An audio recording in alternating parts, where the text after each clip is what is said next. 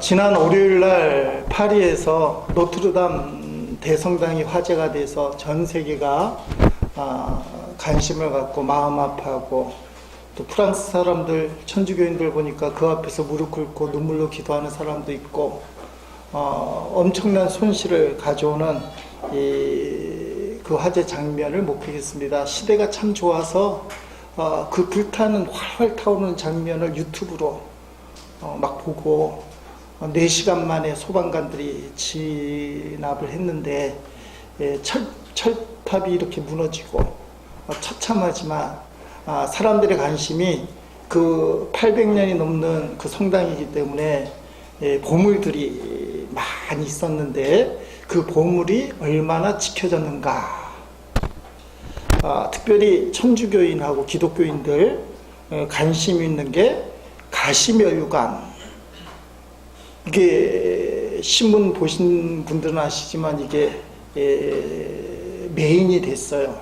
왜 가시면유관이라는 게 메인이 됐냐면 예수님이 실제로 쓰셨다고 추정되는 가시면유관, 보물 중에 보물이잖아요.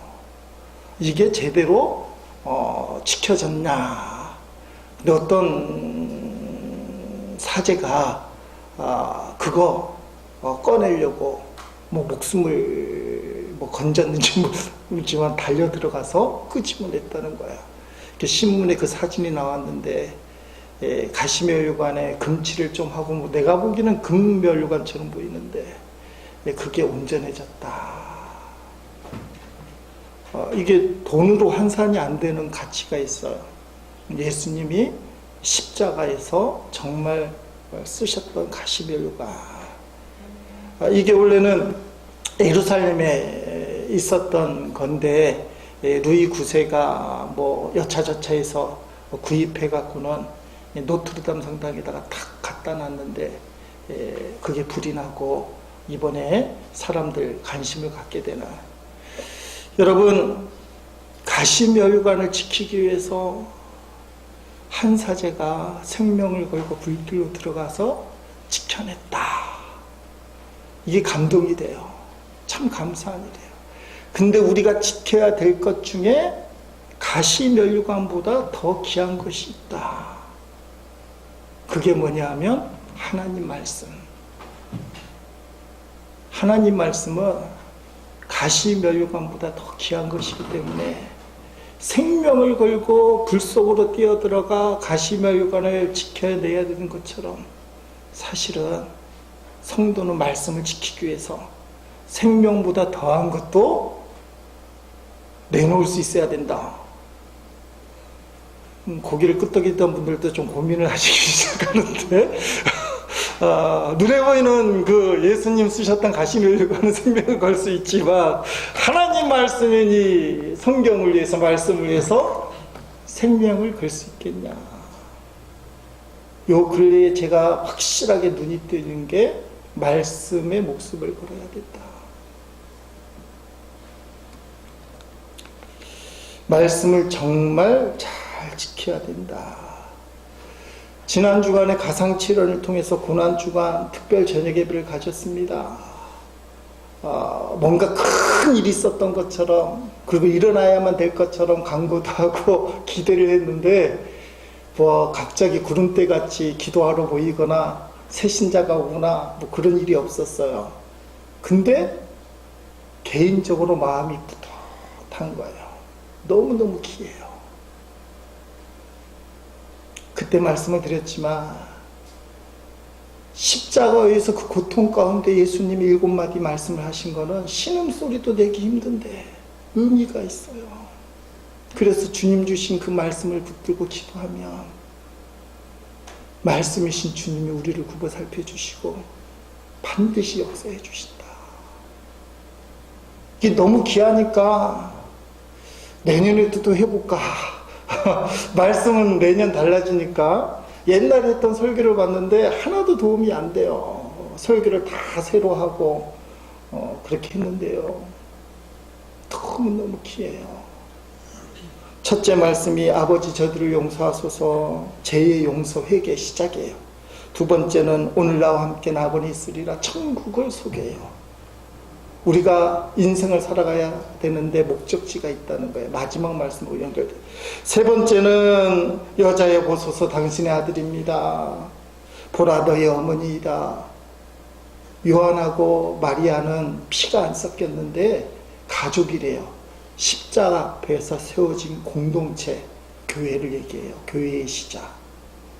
그러니까 교회의 시작은 가만히 보니까 오순절 마가 다락방이 아니고 십자가 앞에서 사도 요한과 성모 마리아. 그랬더니 요한이 마리아를 자기 집에 모시고 돌아가실 때까지.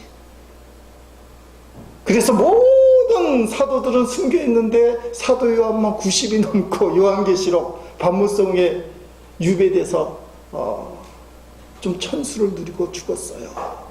어머니 모신다고. 그게 좋은 일인지 나쁜 일인지 모르지만 교회의 시작이 십자가 앞에서였다. 엘리엘리 라마 사르다니. 예수 잘 믿는데도 생각지 못하는 고난과 고통이 생겨서 근심이 생길 때, 그때 저에게 주신 말씀이 그래도 나의 하나님이다. 그래도 나의 하나님이다. 평생 하나님과의 임재를 느꼈던 예수님이요, 십자가에서 하나님의 구제를 선포하는 게 이해가 안 돼요. 하나님 왜 나를 버리십니까? 끝만 읽으면 이해가 안 되는데 앞에 두 단어가 나의 하나님, 나의 하나님. 인생의 고통, 난 정말 열심히 살았는데 왜 이런 문제가 생기냐? 나의 하나님. 다 이뤘다는 말씀, 구원의 완성. 좀 이따 말씀드릴 거예요. 목마르다. 이건 영혼에 대한 목마름. 주님의 소원이 영혼에 대한 목마름. 아버지 내 영혼을 부탁하나이다. 귀향. 우리가 돌아갈 곳이 천국이라는 말씀. 이 말씀을 따라 기도하며 주님께서 우리에게 말씀을 새롭게 주시고 말씀이신 하나님이 우리 인생을 책임져 주신다. 요 근래에 제 목회를 돌아보고 어떻게 목회할 것인가를 고민하는데 저에게 답을 주셨어요. 두 가지가 있었는데 하나가 더. 살아계신 주님, 대개 하시는 주님, 이게 딱 있었는데 뭔가 하나가 부족했는데 이번에 저에게 주신 메시지는 말씀하시는 주님이었어요. 말씀하시는 주님. 아마 이 세계의 원리로 돌아갈 거예요. 살아계신 주님은 기도예요. 대개 하시는 주님은 순종이고 말씀하시는 주님은 말씀 자체예요. 그러면서 목회가 이렇게 가야 되는구나 말씀을 주셔서 개인적으로 너무 뿌듯하고 너무 감사가 있습니다. 그래서 우리 교회는 따라합시다. 말씀을 그대로. 성경 말씀 자체에 오류가 있는 경우도 있어요. 연구를 하다 보면 큰아들 작은아들이 싹 바뀐 사본들도 생기고 우리가 갖고 있는 성경 중에도 개정 성경하고 쉬운 성경 내용이 싹 다른. 근데 형님이 먼저 가고 동생이 늦게 가고 이걸 거꾸로 동생이 먼저 가고 형님이 늦게 가고 이거 구원하고 상관은 없거든요. 그걸 있는 그대로 받아들일 필요도 없거든요. 내용이 중요한. 그러니까 문맥상 정황상 특별히 이해하는 데 문제가 없다면 힘들어도 문자 그대로 머리로는 안 믿어져도 하나님 말씀이니까 말씀하시는 주님 그대로 믿자. 이게 이제 포인트예요. 말세에 말씀을 흐트러 놓으려고 하는 흐름들이 많은데 말씀 중심의 신앙이 이 세상을 이기는 신앙이 될 거예요. 오늘 본문에 보면 주님이 분명히 말씀하셨음에도 불구하고 상황 때문에 감정 때문에 말씀이 안 담긴 두 여인이 나옵니다. 부활의 아침에 빈 무덤을 향해 달려갔던 두 마리아, 막달라 마리아와 다른 마리아라고 표현되어 있어요. 이 두 마리아가 새벽에 아침해가 뜨자마자 득달같이 무덤을 향해 달려가요. 왜 그러냐면 금요일 날 예수님이 돌아가시고 무덤에 장사를 짓는데 금요일 밤부터 안식일이 시작되니까 수습을 제대로 못한 거예요. 그래서 그 예수님에 대한 안타까움 때문에 주일날 아침에 안식일이 지나자 첫째 날 새벽에 무덤을 향해서 달려간 겁니다. 근데 이분들이 말씀을 잊어버렸어요. 그럴 만도 하잖아요. 그렇게 믿고 따랐던 하나님의 아들이란 예수님이 처참하게 십자가에서 죽어버렸어요. 충격, 안타까움, 불안함, 예수님이 없는 이 세상에서 우리가 어떻게 믿음 생활을 하지? 살다 보면 충격을 받고 불안할 때가 있잖아요. 그게 말씀이 안 들려요. 근데 성경이 그 말씀을 하는 건 충격을 받고 불안할 때도 주의 말씀을 듣는 훈련을 하라. 그 말씀을 이렇게 주시는 거예요. 본문에 보니까 달려갔더니 천사가 나옵니다. 본문 5절 6절 천사가 여자들에게 말하 이르되 너희는 무서워하지 말라. 십자가에 못 박히신 예수를 너희가 찾는 줄 내가 아노라. 시신이 거기 있으니까 찾으러 왔다 이거예요. 그가 여기 계시지 않고 그가 말씀하시던 대로 살아나셨느니라. 와서 그가 누우셨던 것을 보라며. 포인트가 예수님이요, 십자가에 달리시기 전에 내가 죽었다가 다시 살아날 거라고 말씀하셨어요. 일부러 찾아봤어요. 오늘은 말씀을 그대로 믿자니까 마태복음에만 5번이나 강조됩니다. 마태복음 16장 21절에 보니까 이렇게 표현되어 있잖아. 이때로부터 예수 그리스도께서 자기가 예루살렘에 올라가 장로들과 대제사장들과 서기관들에게 많은 고난을 받고 죽임을 당하고 제3일에 살아나야 할 것을 제자들에게 비로소 나타내시니 하면 마태복음 16장부터 말씀하셨어요. 마태복음 17장 9절 그들이 산에서 내려올 때 예수께서 명하여 이르시되 인자가 죽은 자 가운데서 살아나기 전에는 마태복음 17장 23절에 죽임을 당하고 제3일에 살아나리라. 그랬더니 제자들이 매우 근심했어요. 예수님이 죽었다가 다시 살아나는데 근심할 정도로 심각했다는 거예요. 마태복음 20장 19절에 이방인들에게 넘겨주어 그를 조롱하며 채찍질하여 십자가에 못 박게 할 것이나 제3일에 살아나리라. 마태복음 20장 32절에 그러나 내가 살아난 후에 너희보다 먼저 갈릴리로 가리라. 여러 번 말씀했잖아요. 그래서 천사가 말씀하시던 대로 예수님이 살아나셨다. 근데 이 두 여인이 이 말씀을 까먹었어요. 정확하게는 받아들이지 못했어요. 왜? 충격 때문에, 상황 때문에.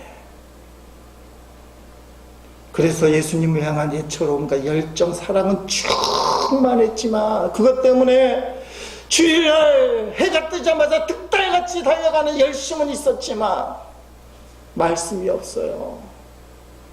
신앙생활 하다가 우리가 잘못하는 경우가 뭐냐 하면, 목사도 그럴 경우가 있는데 뜨거움만 있으면 되지, 사랑만 있으면 되지, 그래서 뜨겁게 사랑만 하면 된다. 그건 아니에요. 신앙생활의 기관차, 앞에서 끌어가는 기관차는 말씀이에요. 그 기관차가 우리는 열정이 앞서야 되고 사랑이 먼저지, 뭐 말씀만 알면 뭐해? 아니에요. 말씀이 앞선 가운데 객차가 열정이 돼야 되고 사랑이 돼야 돼요. 근데 열정과 사랑만 있고 말씀이 없으면 이 두 여인과 같이 딴에는 열심을 해서 예수님 사랑하는 마음으로 달려갔더니 있어야 될 예수님이 없어. 뜨거운 마음을 갖고 사랑하는 마음을 갖고 주의를 했는데 뜻이 안 이루어져. 말씀이 앞서가지 않으면 분별력이 없어지는 거예요. 딴은 열심히 했는데 주님 뜻과 정반대일 수도 있어요. 신앙생활은 철저하게 말씀하시는 주님이 우리를 끌어가셔야 돼요. 여러분 한번 생각해 보십시다. 이 두 여인이요, 그 새벽 아침에 열정과 사랑을 갖고 무덤을 찾아갔더니요, 거기에 예수님의 시신이 계셨다. 이게 축복일까요? 저주일까요? 이 두 여인에게는 그게 축복이라고 생각할 수 있지만, 저와 여러분에게는 부활이 없어진 것이기 되기 때문에 저주예요.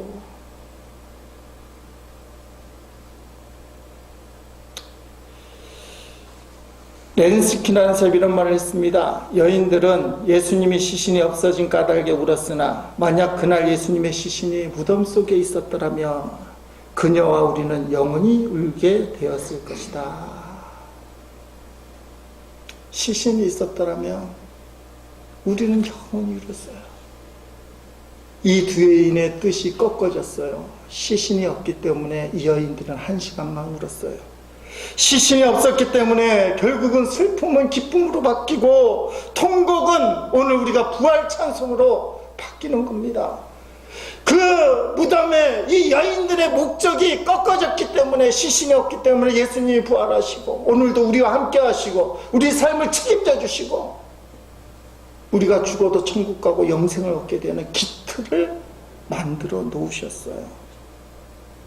그렇기 때문에 내 생각대로 되는 것보다 주님의 뜻대로 되는 것이 더 복되다, 그렇게 얘기하는 거예요. 열정과 사랑만이 충만하면 본인은 아니라고 우길지 모르지만 그걸 이렇게 끄집어내서 보면 자아가 나와요. 자기 생각. 말씀이 안 들어갔으니까. 여러분, 말씀대로 되는 것이 복이다. 신앙생활이 반듯하기 위해서, 흔들림이 없기 위해서는 말씀대로 되는 삶, 말씀하시는 주님의 음성을 듣고 순종함으로 신앙생활이 되어지는 삶,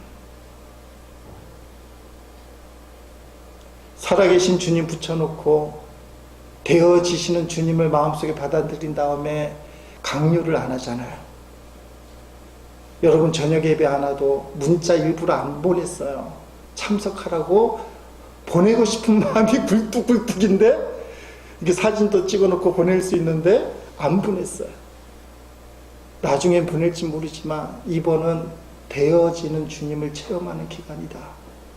사람의 노력이나 애씀이 아니고 주님이 일하시는 것에 순종하는 훈련을 우리가 받는 그런 기간이다. 그래서 마음이 좋았던 거예요. 많은 사람들이 안 와서 아쉽고, 하나님이 너무 메시지를 분명하게 주시는데 나누기를 많이 나누면 얼마나 좋겠습니까마는, 근데 내 안에 주님이 덕하니 계시는 느낌, 주님이 이렇게 만들어 가시는 그런 느낌. 여러분, 말씀이 들려져야 되고 내 신앙은 말씀대로 살아야 되겠다. 사랑과 열정이 먼저라고 생각하는 경우가 의외로 많지만 위험해요. 물론 말씀만 갖고 사랑도 없고 열정도 없으면 그것도 문제가 될 수 있지만 우선순위에서는 하나님 말씀, 말씀이 신앙생활, 삶을 이끌어 가야 돼요.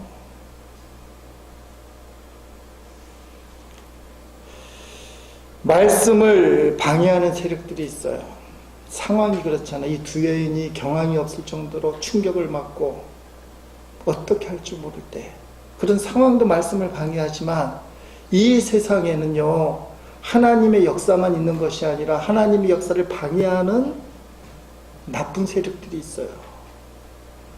오늘 본문에 보니까 2절부터 4절에 천사가 하늘로부터 내려올 때 지진이 나고, 이 천사가 그 동굴을 막아놨던 큰 바위 문을 제끼고 탁 앉아있을 때 그걸 보고 있던 경비병들, 좀 이따 말씀드릴게요. 경비병들이 죽을 것만큼 놀랐어요. 초죽음이 되었어요.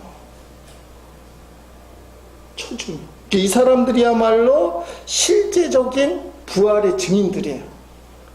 천사가 돌문을 열었고 예수님이 죽었다가 실제로 신령한 몸으로 부활한 걸 두 눈으로 목격을 한 사람들이에요. 근데 이 사람들을 매수하는 세력이 있어요.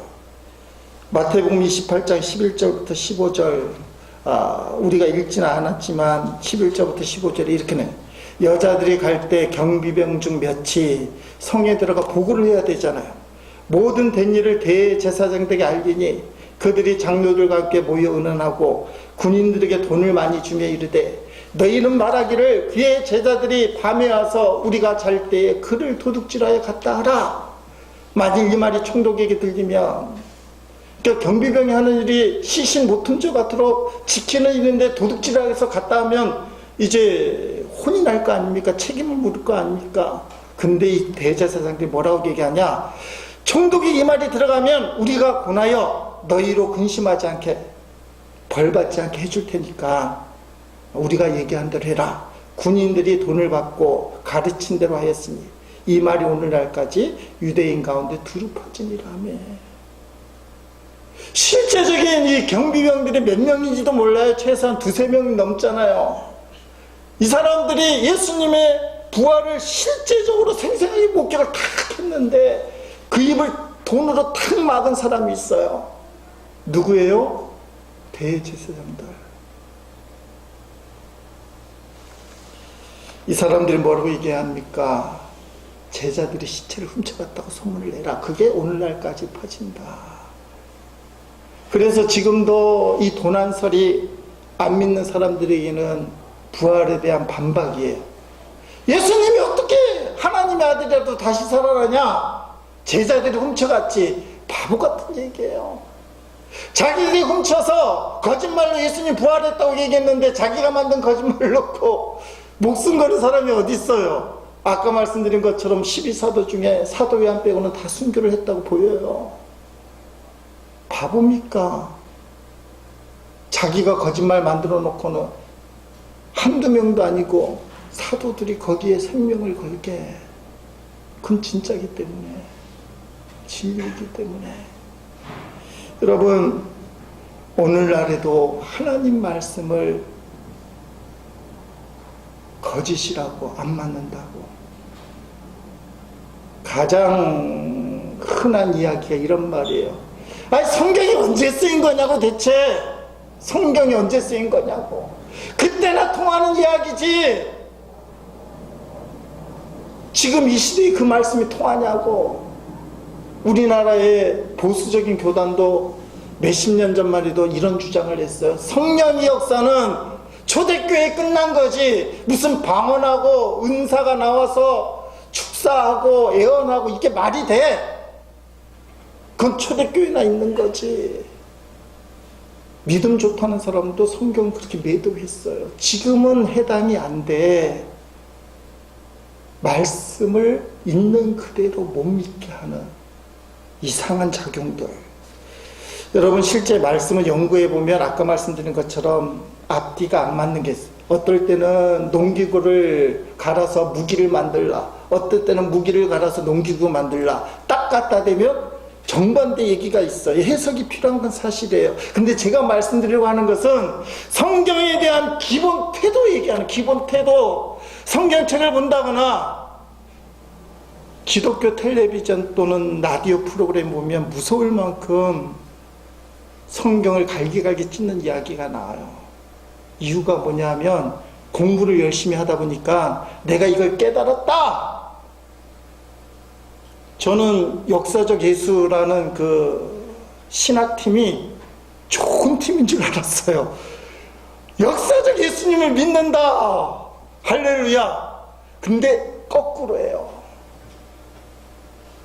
인간의 모든 이성을 동원해서 과학적으로 예수님을 살펴보니까 예수라는 사나이는 2000년 전에 팔레스타인의 목동에 불과하고 그 사람이 지나가면서 몇 마리 했더니 그걸 따르는 사람들이 그 말씀을 받아들여서 퍼뜨린 게 성경이다.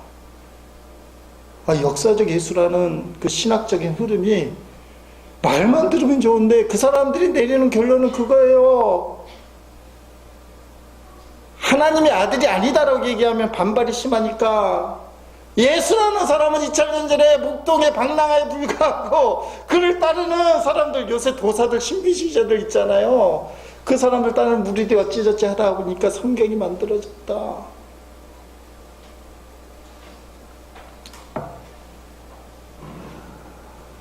뒤집어지는 거예요.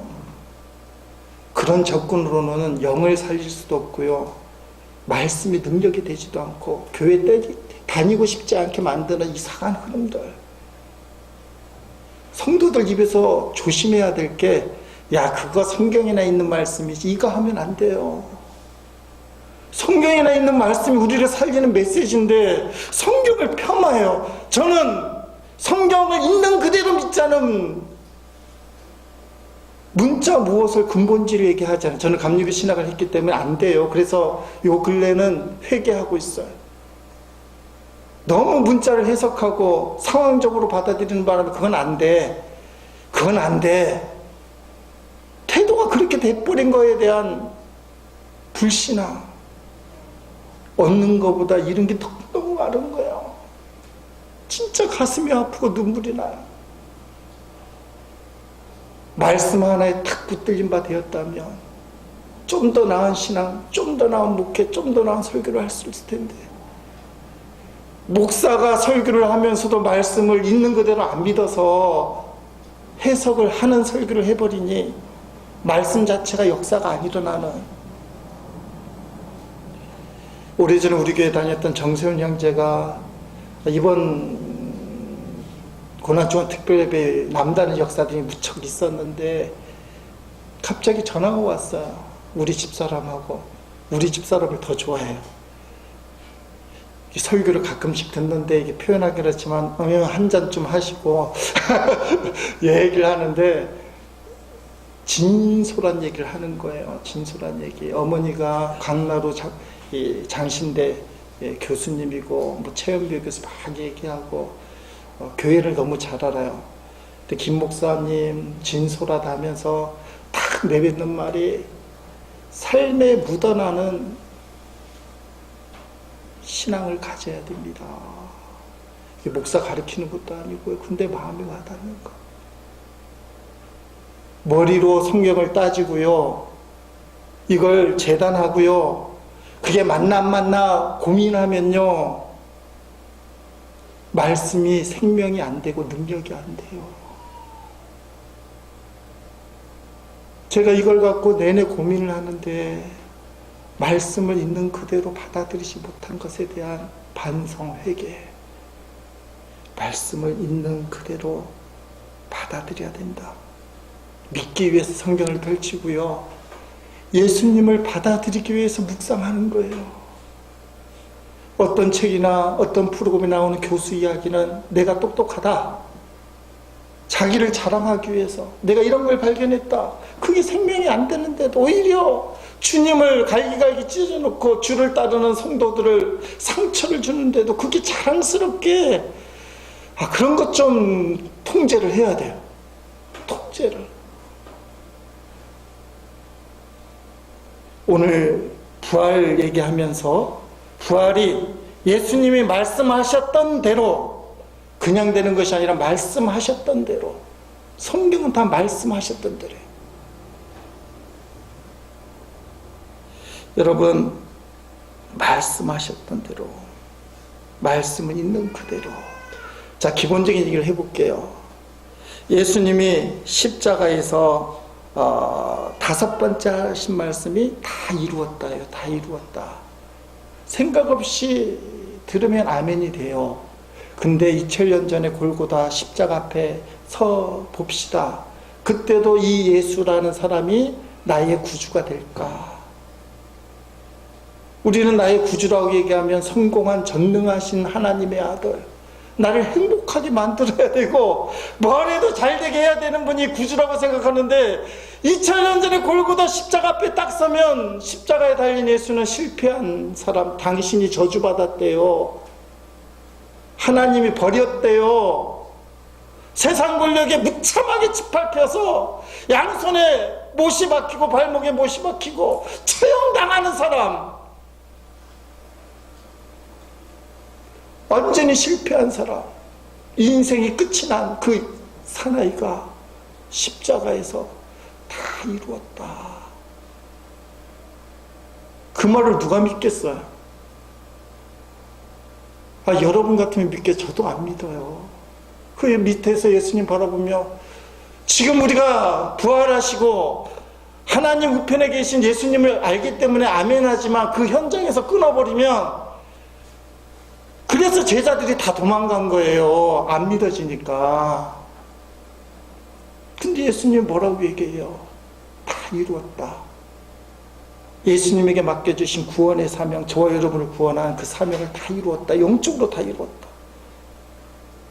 완전히 이루었기 때문에 우리가 예수님을 믿기만 하면 아무런 행동하지 않고 그냥 십자가에 달리신 예수님을 믿습니다 하면 구원받잖아요. 이게 복음이에요. 왜냐하면 예수님이 십자가에서 다 이루었다고 말씀하셨기 때문에, 우리는 믿기만 하면 십자가에서 100% 다 이뤘기 때문에. 근데 여기에 인간적인 생각을 넣기 시작해요. 더해요. 아니, 그 패배한 예수가 어떻게 다 이루어? 안 돼. 믿기만 하면 안 돼. 행동해야 돼. 율법주의. 예수님이 어떻게 다 이뤘어? 모자라. 제2의 예수가 나와요. 통일교 같은 거. 두 번째 예수가 필요해. 그게 나야. 내가 구원을 성취해. 모자라. 다 이뤘다는 하나님 말씀에 토를 닿는데 모자라. 내가 이걸 메꿔야 돼. 이단이에요. 어떤 이단은 성경이 모자라. 다른 성경이 필요해. 몰몬교예요. 이단이에요. 성경 말씀에 예수님이 다 이뤘다고 얘기하는데 그게 복음이에요. 아멘 하면 다 구원받잖아요. 다 이뤘기 때문에. 근데 그게 안 믿어지는 거예요. 그 현장에 가면 우리도 안 믿어져요. 인간적인 생각, 세상의 가치관으로 주님을 바라보면 안 믿어져요. 오늘날의 성도들도, 심하게 얘기하면 목사님들도요, 예수님을 세상의 평가, 인간의 가치로 바라보면 예수님을 인정하기 힘들어요. 그는 실패자예요. 저주받았고 버림받은 분이에요. 근데 그분이 다 이루었다. 이게 믿어지는 게 신앙이에요. 그 여러분이 믿어지잖아요. 오늘도 구원하신 주님 감사합니다. 그러잖아요. 이게 신앙이에요. 말씀을 믿기 때문에.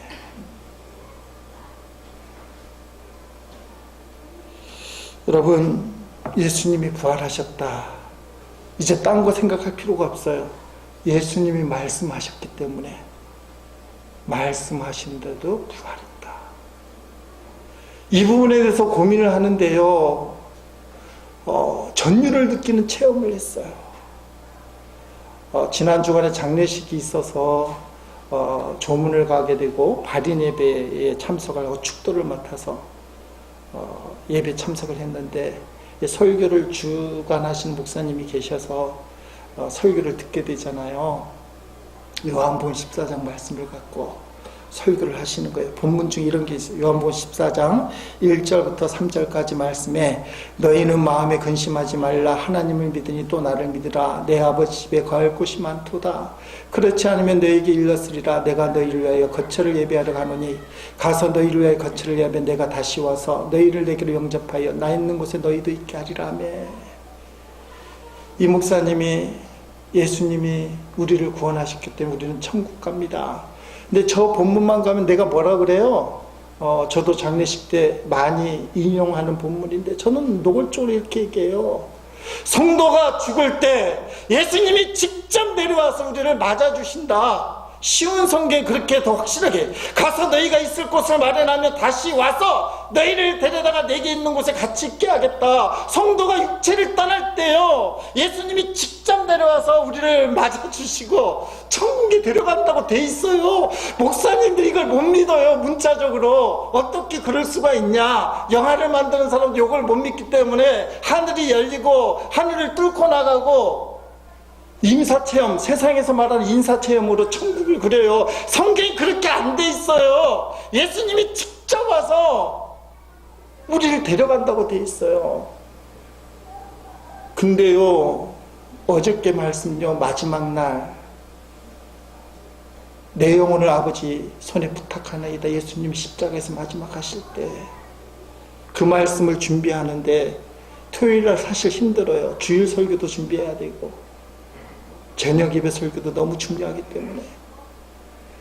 똑같은 기도를 한 분이 있어요. 잘 아는 스데반 집사님. 돌 맞아 순교할 때 예수님처럼 기도를 했어요. 그런데 특이해요. 한번 보실래요? 사도행전 7장 55절, 56절, 59절, 60절. 스데반이 성령 충만하여 하늘을 우러러 주목하여 하나님의 영광과 및 예수께서 하나님 우편에 서신 것을 보고 말하되 보라, 하늘이 열리고 인자가 하나님 우편에 서신 것을 보노라는데, 여러분이 저를 정신병자로 얘기할지 몰라도 저는 저걸 믿어요. 스데반이 육신의 죽음을 앞둘 때 하늘문이 열리고 보좌에 계신 하나님, 천국이 그렇게 돼 있으니까 그 옆에 계신 예수님이 보여요. 자, 거꾸로 60절에 보니까 예수님 흉내 그대로네요. 이 죄를 그들에게 돌리지 마옵소서.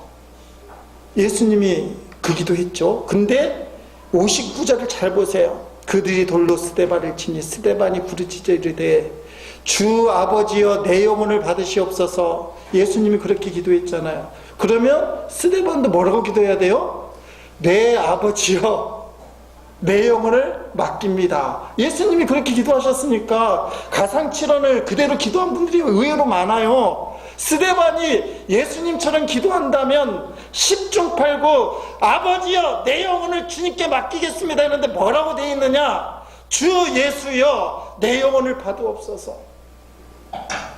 이게 전율나는 이야기예요. 스데반이 예수님처럼 기도하려고 하는데 예수님이 하나님 우편에서 바로 스데반 바로 앞에 탁 와서 팔을 쫙 내민 거예요. 팔을 내미시는 예수를 보면서 아버지를 생각나는 게 아니라 누가 생각나요? 죽음을 앞두고 있을 때 예수님이 팔을 내미니까 표현이 당연히 뭐라 그래요? 주 예수여 내 영혼을 받으옵소서. 이게 전율이 좀 나야 소름이 돋고 말씀이 있는 그대로 맞아요. 안 믿으려고 생각하면 다 안 믿기게 생각하지만 믿으려고 해서 자세를 고쳐서 말씀을 있는 그대로 믿어보려고 웬만하면 있는 그대로 받아들이려고 하면 다 맞기 시작해요. 스데반이 예수님 흉내내서 기도했으니 당연히 내 영혼을 아버지 손에 맡기나이다 이렇게 기도해야 될 그 순간에 왜 스데반이 주 예수여 내 영혼을 받으옵소서 요한복음 14장 3절에 나왔게 됐어요. 예수님이 그 영혼을 맞으러 오신다. 성도는 육신의 장막을 벗을 때 예수님이 딱 오기 때문에 예수님 감사합니다. 하늘나라가 아니라 내가 죽는 그 현장에서 성도가 얼마나 고통스럽게 해서 우리가 죽어본 사람이 없잖아요. 아무도 안 간 그 죽음의 길을 탁 들어설 때 우리가 불안할까봐 예수님이 탁 기다리시는 거예요. 스데반이 기다리신 주님 보는 순간 속으로는 그렇게 했을 거예요. 주님처럼 죽어야지. 그래서 주님처럼 죽잖아요. 아버지여 내 영혼을 하려고 하는데 누가 보여요? 예수님. 말씀대로 예수님이 그 영혼을 맡기려서 탁 나타나니까 표현이 주 예수야 내 영혼을 받으옵소서. 부활을 어떻게 믿냐고요? 설교를 뭐 이 모양 저 모양 할 수도 있어요. 그건 소용이 없어요. 오늘 말씀에 답이 나와요. 말씀하시던 대로 그가 살아나셨다. 이게 믿음이 돼야 돼요. 설교를 통해서 이해하기 쉽게 합리적으로 그래서 부활이 맞겠다 이거 믿음 아니에요. 성경이 부활이 있다고 말씀하셨기 때문에 난 성경을 믿기 때문에 난 부활을 믿는다. 이게 신앙이에요. 부활절날 우리가 뭘 믿어야 되느냐? 부활에 대한 이해와 설명이 아니라 부활하셨다는 말씀 그 자체, 예수님이 말씀대로 살아나셨다는 성경 말씀 그 자체, 그게 진리라는 거예요. 그게 믿어져야 부활신앙이에요. 이해해서 믿는 게 아니고 말씀이기 때문에 믿어지는 거. 사랑하는 제1의 식구 여러분, 말씀이 자리에 안 잡히면 흔들려요. 근데 말씀이 딱 자리 잡히면 그때부터 흔들림이 없어요. 오늘 부활절을 맞습니다. 근데 주보 그림을 좀 보시기 바라요. 주보. 예수 다시 부활하셨다. 이게 말이 안 돼요. 예수님이 그냥 부활하셨지 왜 다시가 드냐가 다시다도 아니고. 부활하신 예수님이요, 내 안에 안 계시면 소용이 없어요. 성경은 부활하신 예수님이 내 안에 계시다고 그래요. 부활하신 주님이 내 안에 살아계셔서 나를 이끄시는 거예요. 그래서 되어지는 신앙이 되는 거예요. 되어지는 신앙. 그게 주님이 원하시는 반듯한 신앙생활. 오늘 부활절을 맞으면서 말씀을 있는 그대로 받아들이고 부활하신 주님이 내 안에서 살아 역사하셔서 나를 이끄심을 믿습니다. 이런 신앙 고백이 우리에게 생겨나시기를 주님의 이름으로 축원드립니다.